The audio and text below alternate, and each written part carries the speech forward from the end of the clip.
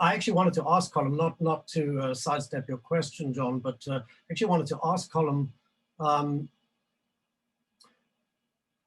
in writing about a known historical figure like Thomas Mann, how much are you writing about yourself?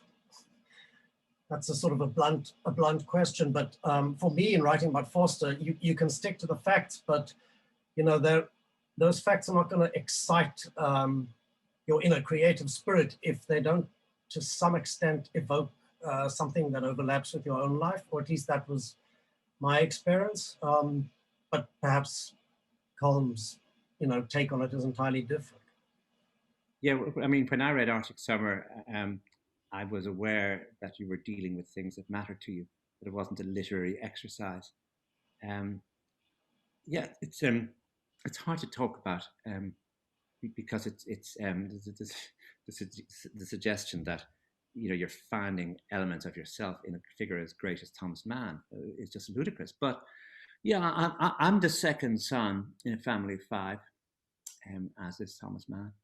And my father died when I was in my early teens, as did Thomas Mann's father. I moved from a provincial place to the main city, as did Thomas Mann, and I lived and I taught in Princeton, as did Thomas Mann, and I lived a lot of the year in Los Angeles, as did Thomas Mann. I'm not married; I don't have 6 children, so it's not as though the whole thing works. But when his father dies, or even as his father is dying, I am in the room. I know what that room is like. When his mother is a widow and begins to veer from being authoritarian to being gentle to being slightly crazy, I was in the room with that woman. And so the business of having an older athletic brother, where you're the sort of wimp, I was there too.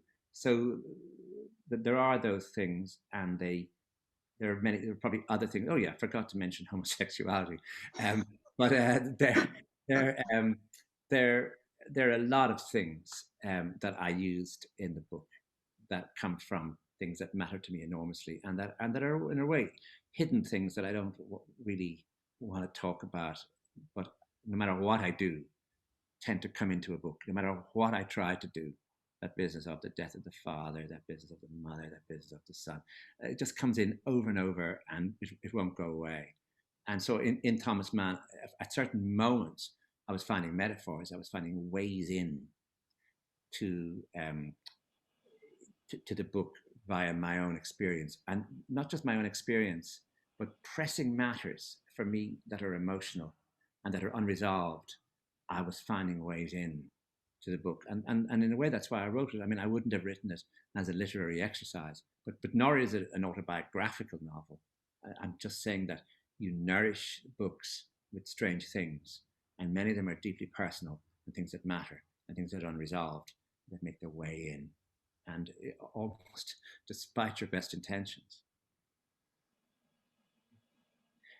Since you asked me something, and John, can I just ask Damon something? Of course. Can I ask Damon something?